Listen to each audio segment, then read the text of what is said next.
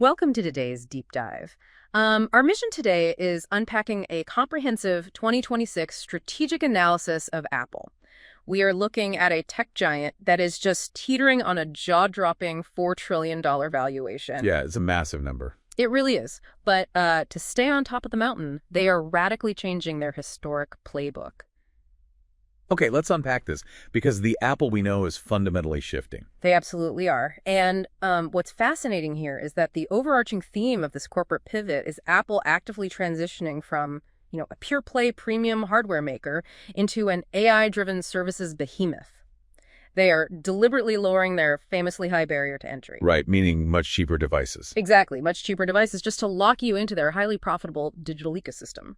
And when we say cheaper devices, we are talking about a total budget shocker here. I mean, for the first time, Apple is launching a $599 MacBook Neo right alongside a $599 iPhone 17. It's a huge shift in pricing. Yeah, they are aggressively going after the mass market.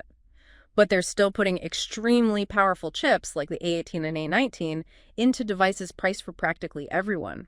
Why undercut their own premium pricing like that? Well, to understand that strategy, you have to look at the underlying economics. Apple's traditional hardware margins sit around 35 to 40%, but their services division, so things like the App Store, Out Music, and iCloud, commands massive 73 to 75% margins. Wow, so that's a huge jump. It is, which basically means they are printing money on digital subscriptions compared to the physical cost of building a laptop or a phone. Every cheaper device sold essentially acts as an acquisition vehicle for a high-margin, recurring subscriber. Ah, so every cheap iPhone they sell is essentially a Trojan horse to get you paying $10 a month for Apple Music and iCloud storage. Precisely. From Apple's perspective, the hardware is becoming the lure. It's just a tool. That makes a lot of sense. But the hardware discounts are really only half the story. Here's where it gets really interesting. The real shocker for me in these sources was their move in the artificial intelligence space. Apple has historically guarded its invented here pride like a dragon guarding gold. Oh yeah, they definitely have. But to catch up in the AI race, they have partnered with Google in an estimated $1 billion annual deal to use Google's Gemini model to power Siri 2.0. That feels like a massive concession. It is a major shift, but it results in a really brilliant hybrid architecture.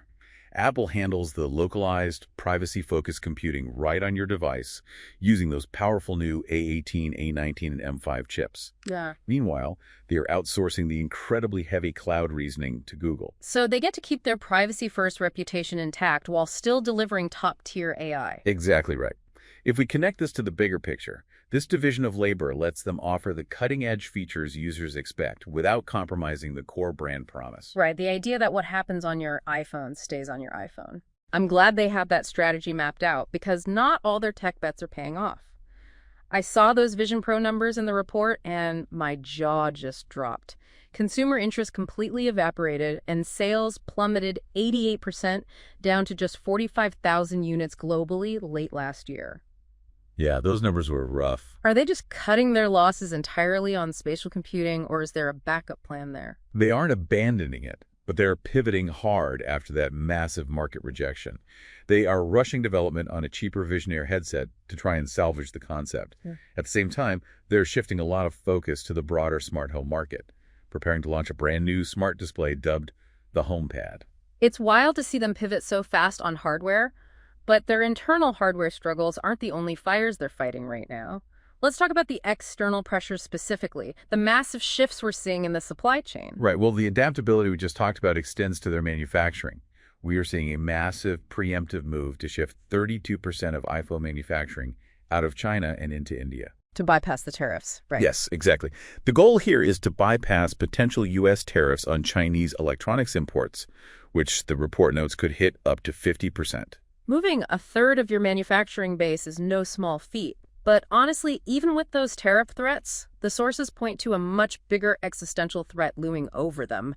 I'm talking about the global regulatory siege. That is the real storm cloud. They are staring down the Department of Justice in a massive February 2026 antitrust trial in the U.S. Which is huge on its own. It is. And on top of that, they're getting hit with massive fines in the European Union under the Digital Markets Act, which forces tech giants to open up their closed systems to competition. So it's a two-front war on their business model. So what does this all mean? With all these headwinds, antitrust lawsuits, forced market openings, and hardware flops, it sounds precarious. But if you're an iPhone user listening to this, Apple knows they already have you. You're part of their incredible 90% retention rate. They are betting that once you're in, you're not leaving, which is exactly what subsidizes all these wild AI experiments and legal battles. It really is an unparalleled safety net. And it leaves you with a final provocative thought. If Apple's ultimate financial endgame relies almost entirely on recurring subscription revenue and AI services, how long until the hardware itself is practically given away for free just to get you inside their walled garden?